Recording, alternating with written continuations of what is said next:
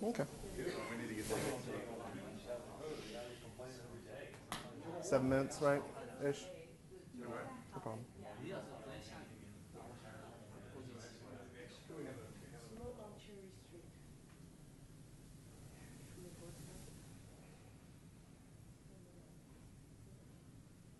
Okay. And do you need to introduce yourself or anything to these guys before you say anything? Or you just They have no idea who I am. Okay. As soon as I like it. Exactly. This guy doesn't even know who I am. Here we go. 5, 4. It's not time yet. It's not 12:30. About 6 minutes to go. 6 minutes. Yeah, 6 minutes to go. They're waiting. They're not all here yet. Do what? The students aren't all here yet. It's 12:24. Yeah, 12:30 starts. Only 12:24. I thought I was late. You got 6 minutes. Oh, well, that's never. No, yeah, 30 seconds is awkward me staring.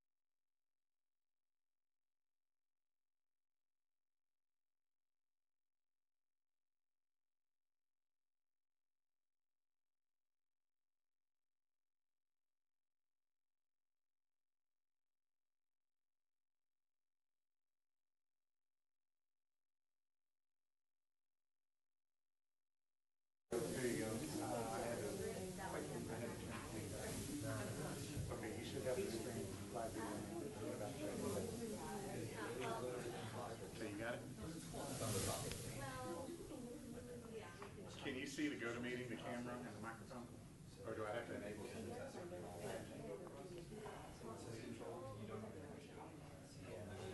You take control of my camera.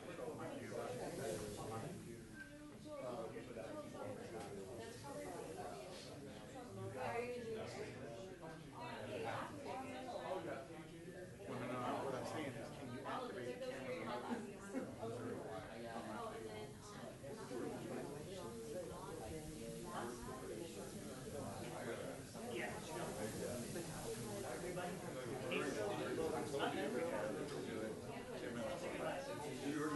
We don't have access to the touchscreen. And the computer's brand new, and since universities like to lock the internet down, they have to submit a request to get access. So I think that shows. You don't have to. I just got it.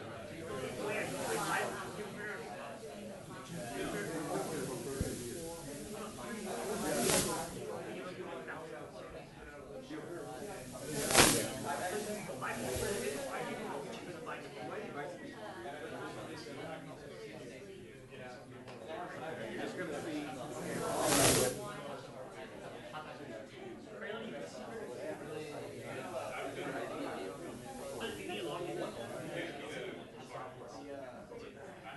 So, I'm going to fix that today. You ready for us to go?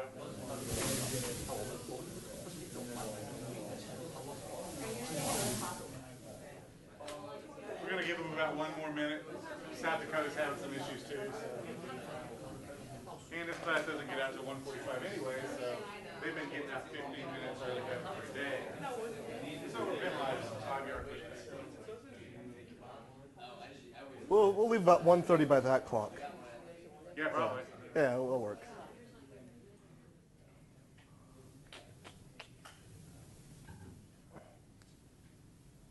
Awkward silence.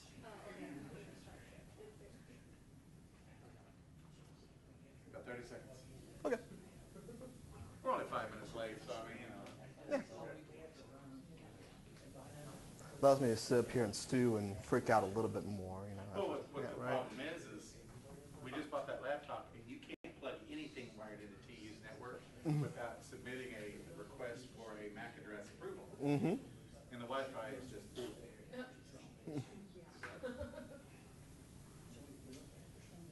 All right, here we go. Hopefully they'll be ready. Mm-hmm. All right, we're going to start recording and stream. I love to burn. You guys might recognize those lines from the intro to Fahrenheit 451, and no truer words have been spoken about me. I've loved fire since being a little kid. I've burned my eyebrows off a couple of times. And when I went to school, I went and did my master's at the University of Oklahoma, and my research flame was about that tall. It was biodiesel with oxygen enhancement. That's when I first learned about John Zink, even being a Tulsa native. And Chuck right here taught my first class on combustion engineering, and here I am 5 years later teaching you all. So I'm now a process engineer at John Zink in the Process Burners Group. I've been there about 5 years, and I'll teach you guys about general pollution emissions today. So right here, the things that we're going to try to learn today are being able to list combustion pollutants, explain the typical pollutants and their effect on the health and on the environment, and discuss how cap and trade works, and then also find 4 general strategies of reducing general emissions.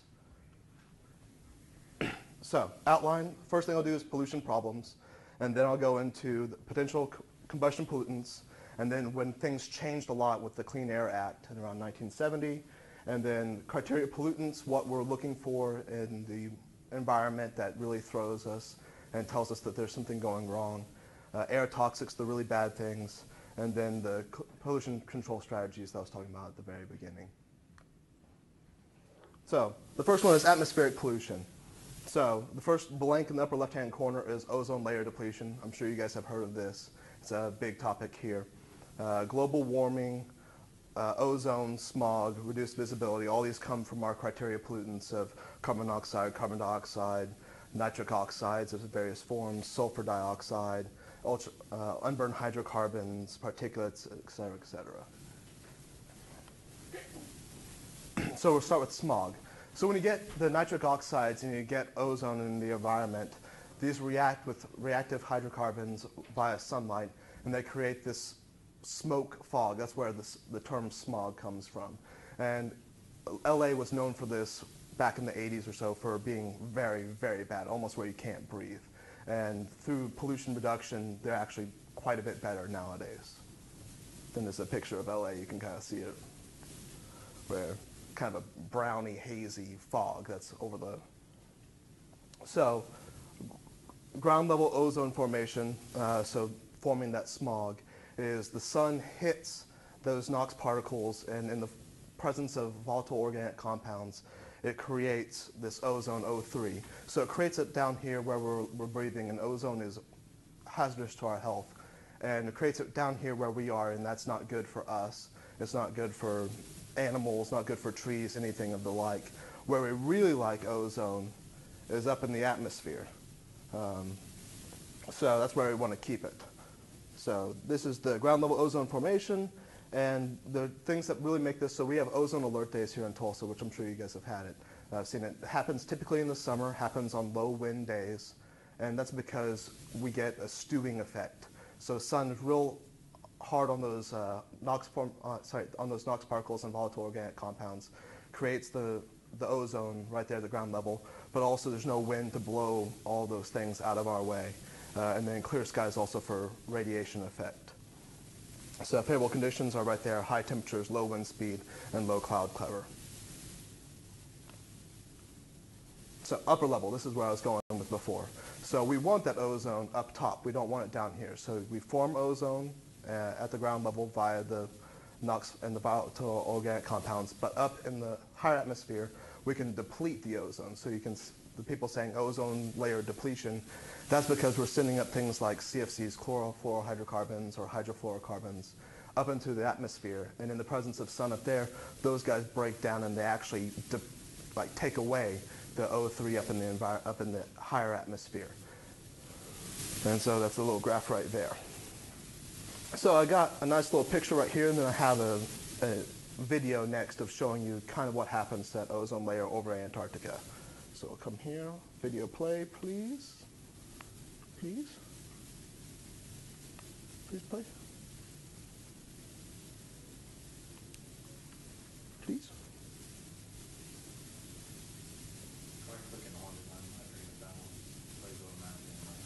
Play it on my computer.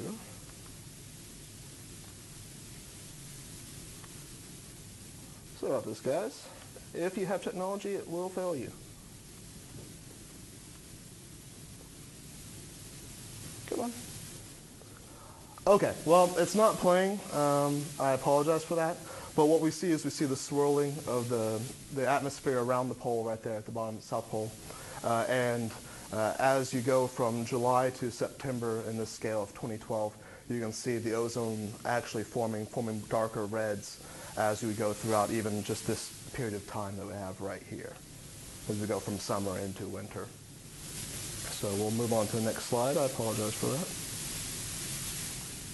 And then acid rain. So you guys are probably familiar with the Statue of Liberty. It's copper. It's not that nice gold color anymore, and it's actually corroded over time by atmospheric oxygen, water, but also acid rain, and it's turned it into that green that we know and love today.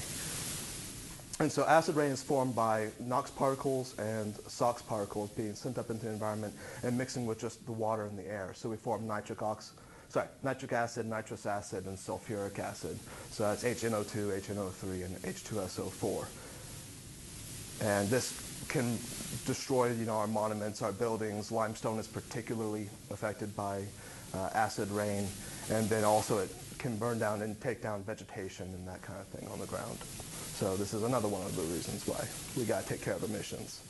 And then this is where we get the sources of that acid rain from and where it comes down. So we can see right here the volatile organic compounds, the sulfur oxides, the nitric oxides, and the mercury goes up into the atmosphere, mixes with water, and then comes down as rain on the vegetation, on the ground, on the buildings, et cetera, et cetera. So what's interesting to see here is that it's not just generated by man, anthropogenic. It's also created by animals and the like, natural sources. So volatile organic compounds come from natural sources just as much as they come from industry. And that brings us into the greenhouse effect. So whenever you have your rays of sun that come in, just like a greenhouse, they hit the outer layer of the atmosphere, and some of them are deflected, sure. But a lot of them go through, and they heat up the ground below. And then that re-radiates back up. But at this point, the wavelength of the light has changed, wavelength of the radiation has changed, and mostly gets trapped back in the atmosphere. And this is the greenhouse effect. It works just like a greenhouse, just like the world as a whole. Oh, meeting has ended. Okay. Okay. So this is showing the greenhouse gas effect of certain type of pollutants. So you can see the very first one is carbon dioxide, and it's got a relative effect of 1. And then going down the scale, you can see that you have sulfur hexafluoride, which has a 23,900. So for the same amount of sulfur hexafluoride, it has 23,600 times the effect of 1 carbon dioxide. So you would think, hey, well, let's just get rid of all that sulfur hexafluoride and get rid of the carbon with tetrafluoride and all those things, and we're just fine because we're getting rid of the things that are the worst effects. And actually, that's what they've kind of done with getting rid of the chlorofluorocarbons in the Montreal, and that dramatically helps. But the big problem is most of our emissions are actually CO2. So you can see right here, 83.9% of U.S. greenhouse gas emissions are that CO2. So it's not that we're really having that much of those big ones, it's that we're having a large amount of the relatively low greenhouse gas effect gas. And we actually,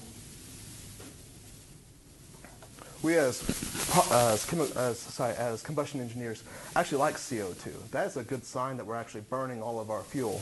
We're creating CO2 from, let's just say methane creates CO2 in water.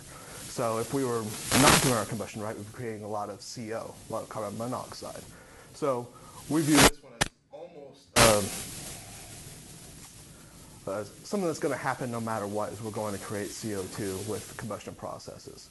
And there's no way around it, generating it, that is. And then this is showing the graphs of where that CO2 comes from as of 2005 here. So you can see that the largest effects are electricity generation, so all those gas turbines and coal plants that are generating our electricity. And then the bottom one, the red, the transportation, so that's cars and buses and all our semis and trains and everything that moves, that burns fuel. And then right there in the white section is industrial combustion, which is what John Zink focuses on.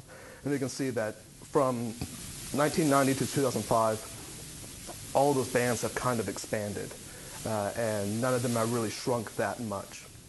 And that's because we're creating CO2, we're creating more CO2 as we burn more things. This is one of those emissions that we're not really getting rid of. It's going up. And this graph I'll leave to you guys for after the presentation, but it just shows where CO2 is generated and greenhouse gases in general, and then how we can get rid of them at the end. So in black and white, it's kind of hard to see on a presentation screen like this. So, global warming. I know this is a hot button topic, but I got a couple slides here which just show some indicators of global warming and that it does exist and where it's going. So the first graph up here on the top is last 140 years.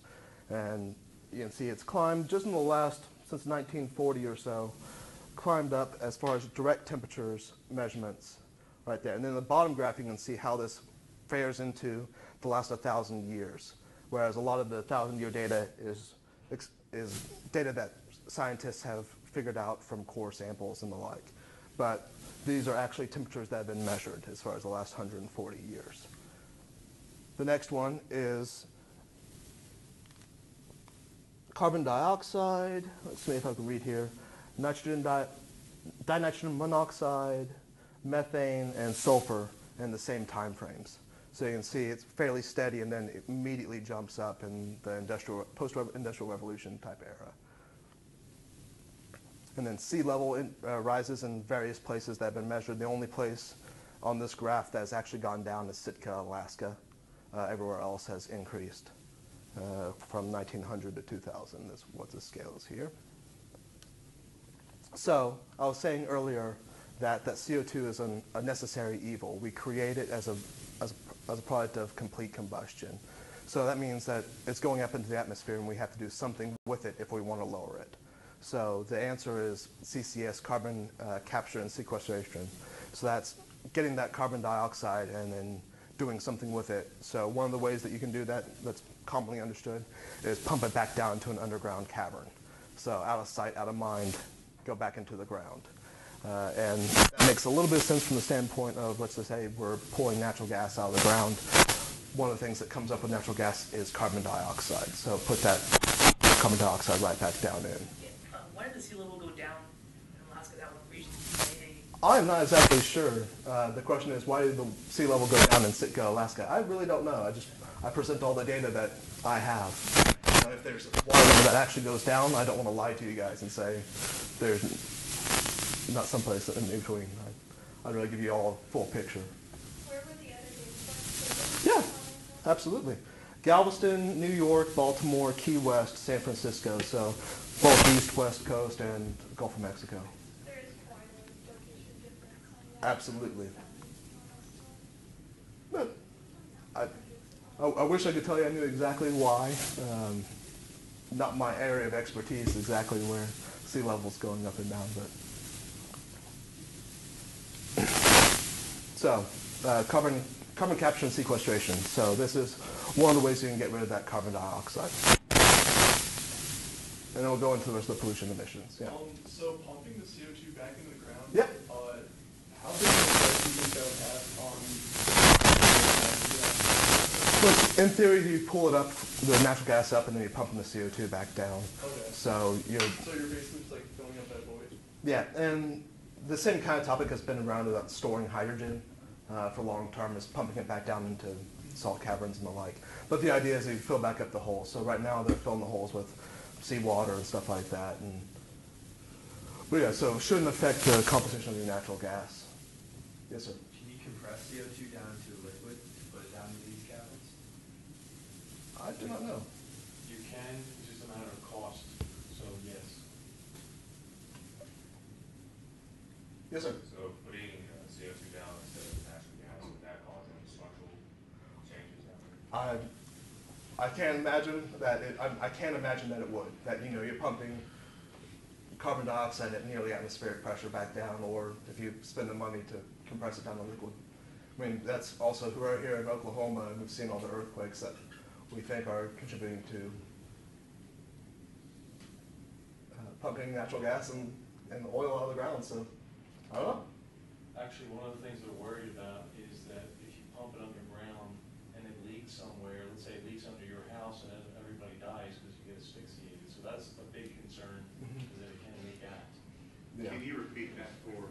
So the answer that Chuck gave in the back of the office is one of the big concerns that they have with pumping the carbon dioxide back down into the ground is that it may leak. And it may leak out and get underneath someone's home, get underneath a business, and carbon dioxide is asphyxiant. So you would literally fall asleep, pass out, and potentially die without even knowing it. So. Okay, so the rest of the emissions, off of on a more less gloomy standpoint. The blank over here is particulate matter. Then unburned hydrocarbons, carbon monoxide, Nox, SOx, polycyclic aromatic hydrocarbons, and dioxins, furans. And the bottom one is noise, the emissions from the burner itself. And I just kind of give these answers, but we'll go over them one more time. Particulate matter, anything that's solid. This has actually been revised a little bit by the EPA recently, where it's also accepts condensed particulate, so that counts like the hydrosulfuric acid and that kind of thing.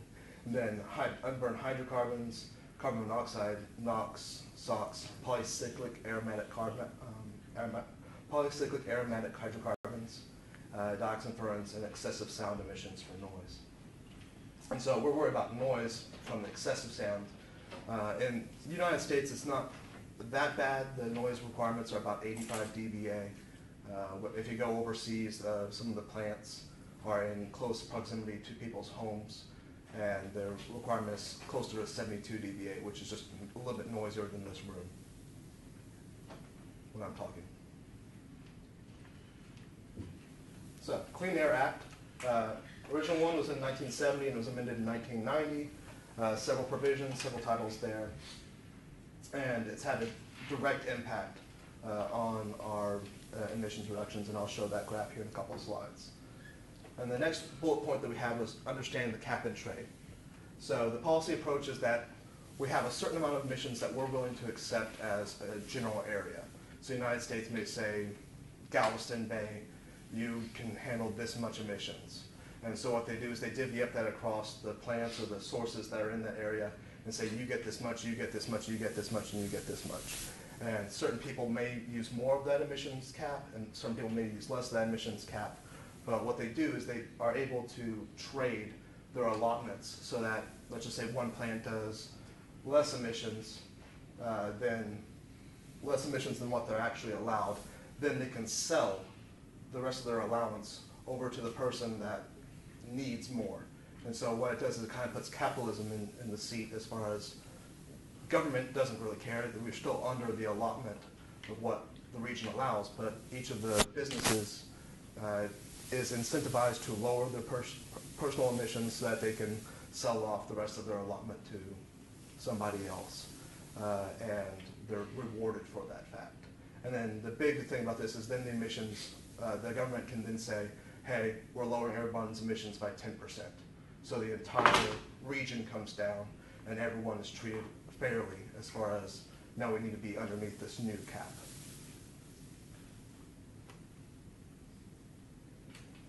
So, 6 criteria pollutants. Carbon monoxide is the first one, CO. Lead, nitrogen dioxide, particulate matter, ozone, sulfur dioxide. So you may see that NO2 and say, why just nitrogen dioxide? Why not nitrogen monoxide or nitrogen monoxide? Burners in general create about 90–95% nitrogen monoxide. But once it gets into the atmosphere, once it's had sufficient residence time, it all turns into NO2 anyway. So that's why it's the criteria pollutant that they mentioned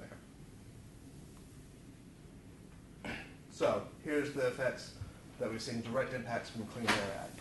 So 1970 CO emissions versus 2002 CO emissions have essentially cut in half. Not as much of an effect on NOx, not as much of, well, about the same effect on the VOCs and the SOx, and lead's kind of hard to see. Sorry, particulate matter is hard to see there, and then lead has gone almost to nothing in the United States. That's primarily because we're taking lead out of gasoline for knocking effect. So we get other ways of doing that now that doesn't require us breathing all lead. And then this graph shows kind of what's happening with that carbon dioxide. So I showed before the CO emissions and all the criteria pollutants have gone down, but as we've grown as an economy, as we've grown, emissions in general have gone up as far as CO2, and what else do I have here? Vehicle miles traveled, those gross domestic product, but you can see the aggregate emissions as far as those criteria pollutants have gone down 71%. So the things that we've targeted specifically are the things that have gone down and gone down a lot. And so I'm introducing a new term here called non-attainment.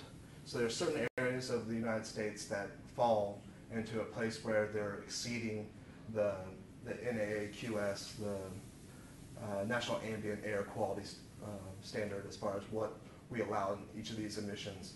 And so you have sections that are called non-attainment areas.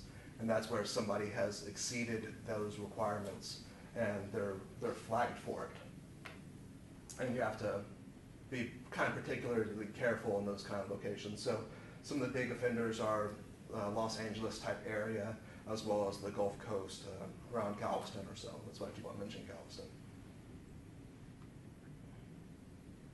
And there's that NAAQS that I was talking about.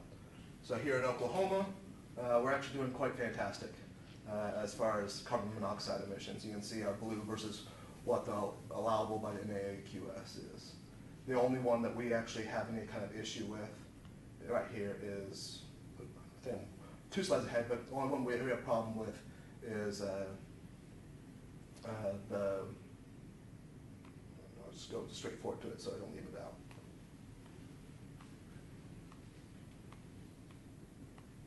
Ozone alert days, but okay, we'll go back. It's ozone alert days, so we're going too high on ozone. So NOx emissions. So right here I have a graph. It's a little dated. It goes from 1983 to 2002, and you can see the biggest contributors to NOx emissions are the fuel combustion and the transportation, and fairly limited from stationary industrial processes and miscellaneous. So you can see right here in the graph that the total emissions are around 27,000 million short tons. 27 million short tons, sorry. 27 million short tons in 1983 and somewhere around 24 million in 2002. Recent data as far as 2014, we're down to about 13 million tons, short tons, so that's cut in half from 1983. And the contributors by fuel combustion, by our industry, as well as transportation, have all been cut significantly. We're around 4,000 from stationary fuel combustion, and we're around, I think, 6,000 or 7,000 from transportation. So direct effect of us trying to lower these emissions. So about half of the place we were in 1983, which is fantastic. And that's kind of the secret of John's Inc. is we actually like regulation. We actually like them pushing the emissions lower because that means we get to sell more lower emission equipment to the people. And then here's a graph that just kind of shows an overlay as far as 2001, where the biggest offenders as far as NO2 emissions were in the United States. So it pretty much follows the trend of population. You can see Tulsa County right in there. We're actually kind of one of the darker red locations. Sorry, guys. And then NO2, but we're still fairly low as far as NO2 compared to the NAAQS.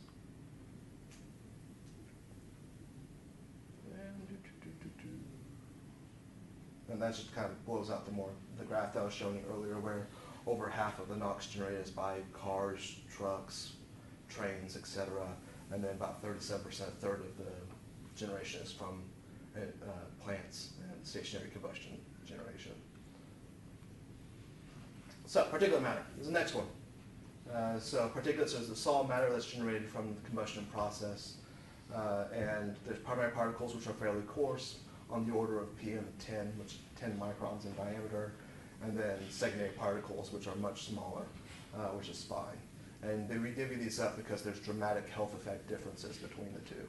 So coarse particles, the large ones, are heavy. They fall out of the air, as you can imagine, fairly close to the source, and they can impact the things in the generic area.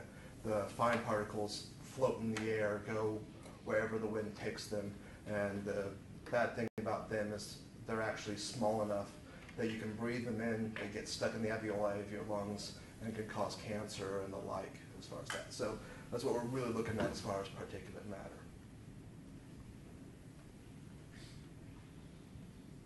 So I'll leave that up just for a few seconds there. And this is one of the things I was looking at, particularly in my research when I was burning biodiesel flames with oxygen enrichment, as I was pulling the particulate matter out of the flame and I was measuring it underneath the electron microscope. So I'm pretty familiar with all these little aggregate balls, what they look like. And then this is what I was talking about earlier, is this is where Oklahoma kind of struggles, is particulate matter and ozone alert days. So here's PM10. You can see there's actually a little disclaimer at the bottom of the graph which shows that one day we were 190, and the next highest day we were under the limit as far as 120. So we had one excursion and they were still looking into that as far as when this graph was published, why we were above that limit and if we need to be penalized for it. And here's that ozone non-attainment areas. So this is people who have been habitual people over the ozone alert. So you can see over there in the California, the LA area, and also again in the Galveston Bay as well as the eastern coast. And ozone monitoring, and here's that graph I was wanting to show you guys. So we're significantly above in some areas here as far as ozone alert. Sorry guys. Number of alert days, and but that keeps on increasing over time. And SOx emissions, we're not doing fantastic as far as, but we're still under. And then air toxic. So these are the really bad ones. These are the things like benzene is the blank on this one, which is found in gasoline. Then polychloroethylene, methyl chloride, the dioxins, the asbestos, the toluene. These are the things that have been outright banned as far as much as possible. But benzene is still something that's found in gasoline. Okay, and this is almost done, guys, so just bear with me. This is the last point as far as the things that I want to teach you guys today. So here's just a schematic of a process diagram of a burner inside of a generic box. So you have the fuel and the oxidizer coming in. You have what your process is, what your load you're actually trying to heat, what are you trying to do with the fuel. Then you have your gases coming out the stack. So what do you guys think is the most efficient way of getting rid of emissions? Let's give you guys a question. What do you guys think? Adding a lot of oxidizer. A lot of oxidizer, that's a good guess. Lowering flame temp. Lowering flame temps, so that's a good one for lowering the Nox formation, but it's actually a terrible one for carbon monoxide. But good guess. It's kind of a trick question. The answer is don't create them in the first place. So that's this first one right here, pretreatment. So what you can do is, let's just say that you're looking for sulfur dioxide emissions. You're not trying to create those. The first thing you can do is get rid of those out of your fuel stream. So, and here in the United States, we don't fire oil anymore, not at all. And that's because oil has sulfur built into the fuel. There's really nothing that we can do about that sulfur. It burns, it creates sulfur dioxide, and when you're burning natural gas or burning refinery fuel gases, you don't have that problem. The other reason why we don't go to oil is because oil has amines, nitrogen-bearing compounds in the fuel. And once again, there's not much that we can do once that's into the flame. It burns, it creates NOx. So first thing is change your fuel or treat your fuel. Scrub it of that sulfur, scrub it of those amines. Something to get rid of that. The next thing is, as this guy mentioned right here, the oxidizer. You can affect the oxidizer. He said fire more oxidant, I think is what he said, which kind of has the same effect as what the guy was saying behind it, is lowering the flame temperature by putting more oxygen, or not necessarily more oxygen, more air into the tank. So what we can do is we can swap out air for pure oxygen. And what that does is there's no longer any nitrogen in your oxidizer stream, so you don't create NOx. We've actually done tests at John Sink where well, it's a little misleading because we were doing 3 ppm of NOx, but that's because we were running just a little bit more of air to make up for the fact that we didn't have enough pure oxygen to do that combustion stream. But in theory, you can go all the way down to 0 ppm of NOx, or ppb. And the benefit of that is, once again, the emissions are way lower. The problem with that is it takes a lot of energy. It's very expensive to get that oxygen, that pure oxygen, and put it in your box. The second problem with that is your box generally runs negative pressure so that stuff doesn't come out at you, and so you're sucking in the entire time. So you're actually, whenever you're running, you're going to be sucking in air as well as firing with oxygen. So you're going to leak at least some amount of nitrogen into your box. So you can't realistically get down to 0 NOx, but you can do very fantastic emissions by doing that. And the third one is the load right there. The next step is combustion modification, which was what these guys were kind of saying here, that we can fire the burner leaner, we can put more air into it, we can make the flame cooler or hotter, whatever we want to do to try to target lowering the emissions we're going after. And that's where John Zink really comes into play. So the typical technology that people are buying nowadays is called ultra low Nox technology. And it works by lengthening the flame, mixing the fuel and the air carefully in stages so that we maintain flame temperatures that are lower. And what we're targeting is lower NOx. Whereas on some of our other groups, other than process burners, their target temperature might actually try to be hotter in areas so that they destruct certain types of chemicals better. But combustion modification to get there. And we found that's ideally the cheapest way to actually lower your emissions as far as coming out of the box, is modify the combustion in order to never create the emissions to begin with. Process modification, so for the load being heated, so this idea is that let's just say that you want to thin your tube so you get better heat transfer, or something to make it where you don't have to fire as hard, or you get better heat transfer to your load. Therefore, you don't have to fire as hard. And the last one is post-treatment. So this is things like selective catalytic reduction in the stacks of their heaters. So you run your flue gas emissions, which let's just say you're targeting NOx across this catalyst bed. You inject ammonia, and it turns the NOx emissions back into oxygen and the elemental nitrogen. So, and that's the general combustion strategies. And then I'm just going to the summary of what we just talked about. So there's numerous potential problems associated with combustion emissions. And the cap and trade is where you have one whole area that's dictated, and the government comes in and says, you guys can do this, and figure out among yourselves, buy and trade, whatever you guys want to do to figure it out. But I want this much emissions out of you guys as a population. And then the 4 general strategies of modifying it beforehand, modifying it while you're burning it, changing your process, and then treating it after the fact, of which the cheapest is actually modifying your combustion, changing out your burners, your combustion equipment. And then some sources. And that's my stuff. Any questions? Hopefully I didn't talk too fast.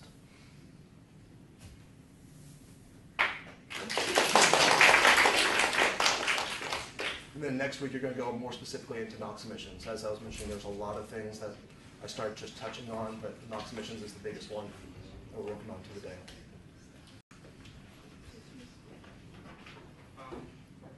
Yes, sir. Do you recycle catalyst bed? So the question the guy had back is, let me just say it back and make sure I'm right. Do you recycle catalyst beds? So John Zink is more of the combustion equipment generator, so the catalyst beds mostly out of our scope, but we just recently have a new group that's making SCRs, solid catalytic reduction systems. I don't know if they do any regen processes. So if you can remember that question, we're going to have that expert here next, I think he's here next week from today, so he can answer that question directly. I think Steve and I are giving the answer to right. Mm-hmm. We targeted the combustion processes initially because that's the most value added for the customers, but we've now expanded into the post-treatment because once it's generated, you got to do something with it.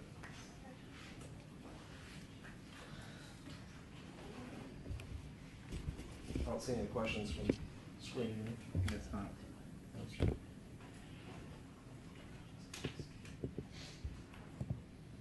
And then I don't have any homework for you guys this week, so I thought you guys would like that.